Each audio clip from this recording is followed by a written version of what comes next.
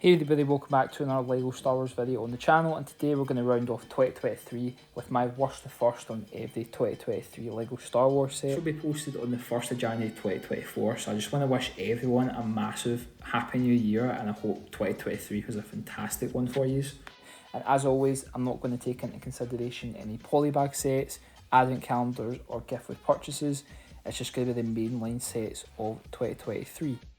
For me, the worst set of the year has to be Ahsoka's 332nd Clone Battle Pack, and for only one reason: I just don't like the Clone Troopers.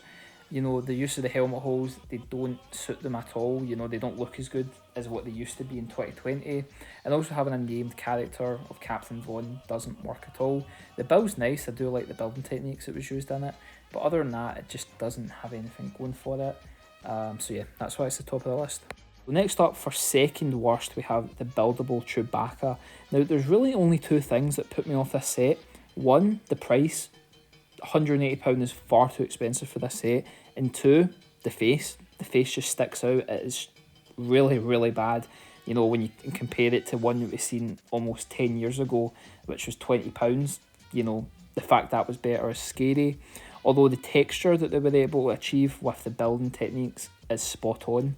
But other than that, it's just not my cup of tea. Now, the M1 Starfighter Microfighter is up next, and the only thing that's put me off this set is the price. £13 in the UK for a Microfighter is ridiculous.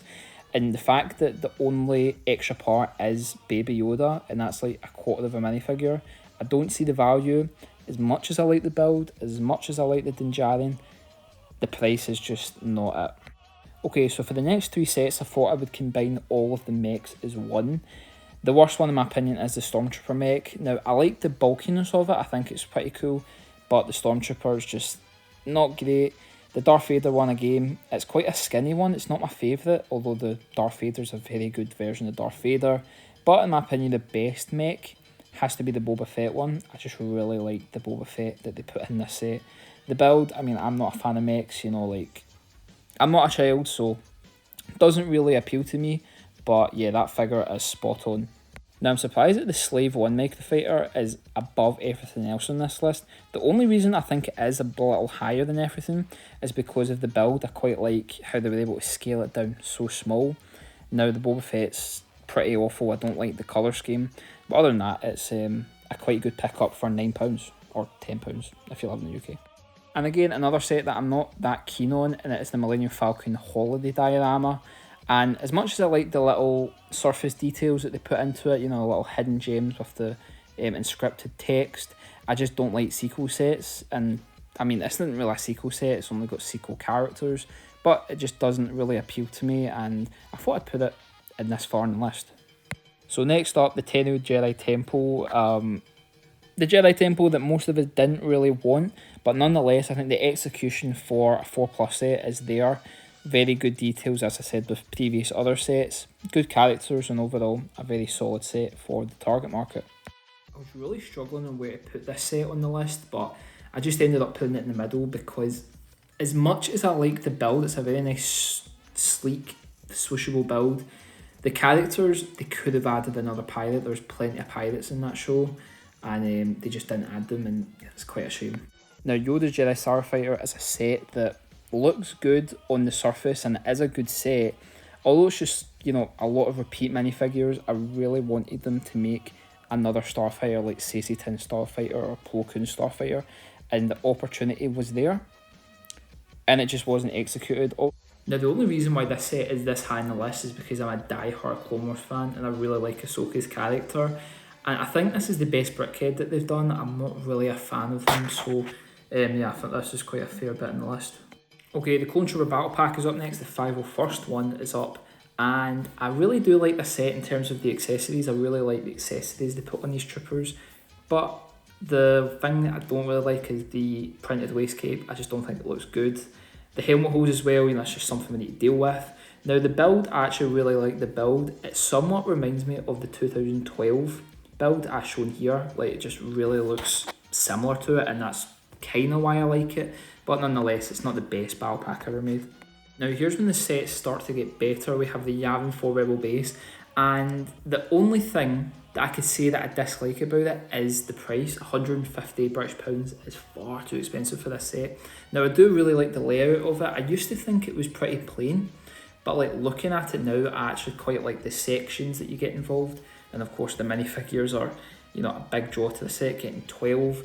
I would have probably swapped out a couple of the pilots for some Rebel Troopers, but nonetheless it's an action-packed set, and yeah, good for playability and display. This is another set that's grown to me in terms of its aesthetic qualities, and this is the Endor Speeder Chase. Now, I really like the dynamic layout that it has, you know, angling the speeders, make it look like they're actually chasing. And it is pretty bare, but like, I feel like because it's encroached, it's quite tight and compact, you know, it makes it look nicer. The minifigures are fine, but yeah, overall it's a pretty good set. Now this is a set that I really like, but it's just far too expensive. It's the TIE Bomber. For £60, I don't really see the value, but in terms of the aesthetic, it looks amazing compared to the 2003 version. So 20 years apart, you know, there's a big difference. The minifigures are fine, albeit a little basic. I do like the Darth Vader, but it's just not really my cup of tea, and they could have added like another couple for the price. Okay, so moving on to the Battle of Endor hero set, I really do like the idea of combining all the characters in one as opposed to getting everything separate. So I like how they put them all in one. The R2-D2 is my favourite from the set, I really like it. And overall, it's a very nice pickup for, I don't know, £40 in the UK. I might be wrong. Okay, so even though I think this is the worst helmet from the year, I still think it isn't the worst set in my opinion. I think it's a nice smooth set, you know, with nice surface details on the exterior. And overall, that's all I've got to say about it. It's a nice looking helmet. Now again, another reason why a Clone Wars set is as high up in the list is because I love Clone Wars, as you may already know. Now the only thing that's really put me off is the mouth. I think it is quite small in compared to the rest of the helmet, but overall I like the layering of the bricks and yeah, Captain Rex. So next up we've got the Emperor's Throne Room diorama set, and this is definitely the best diorama that they put out this year, and for good reason. I really like the depth they created with the window piece. Now the minifigures are fine, actually they're really pretty good. They're sort of the best of the best in terms of their versions, but the look is definitely the highlight in my opinion. And overall, it's a good set, just a little bit too expensive. Now this is a set that is very controversial and there's a lot to say about it, but the Coruscant Guard gunship, 50% of it good and 50% it's not so good. I don't like the downsize compared to the 2013 version. I know inflation is like a factor you need to play into it, but for like, what, £20 extra than the last one, I just don't see the value. Including 5 minifigures as well, just isn't on.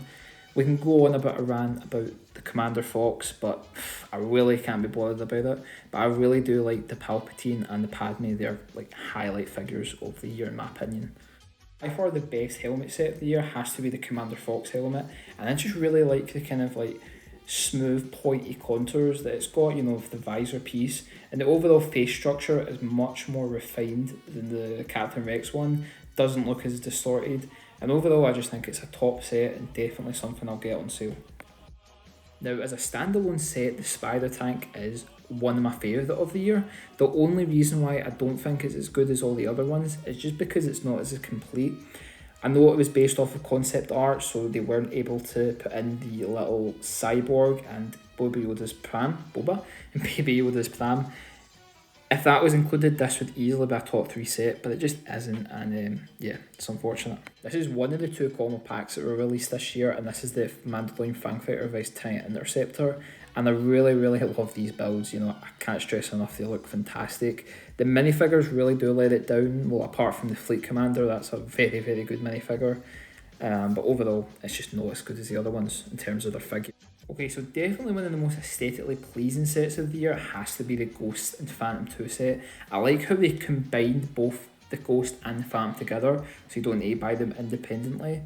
The minifigures again let it down. Hera is a very good version of her, they've really improved on that figure. But, you know, having all the small ones, they could have added someone extra or whatever. You know, that's all I can really say bad about it. It's a very good set and yeah, great for playability and display. Although I'm not a die-hard UCS fan, I think the X-Wing Starfighter is much better than what we've seen in 2013. Although there's not much difference being made, I think having a printed windscreen piece makes it all that worth it. You know, if you mess up a stickered windscreen piece, it can ruin the whole set potentially. And I do like the Luke Skywalker minifigure they included as well. I was very surprised why I put this high on the list, but the Executor Star Destroyer is so aesthetically pleasing. You know, for the amount of pieces they were able to do it in and the overall scale of it, they done a fantastic job. I love the little kind of hidden egg you got with the little colours in between to mask the bounty hunters. But overall, it's just such a nice build, and for the price, I think it's pretty worth it. So in the third place, we have Ahsoka's T6 shuttle, and there's only two things I can say bad about it. The first one being the surface texture isn't replicated on the other side. I just think that was a missed opportunity, and it just looks weird when you rotate it. Although most collectors will probably just display it, I thought I'd point it out. And then the other thing is the price, £65 isn't ideal. Definitely wait for the sale for this one, but the minifigures are amazing. Like, definitely one of the best selection of minifigures this year.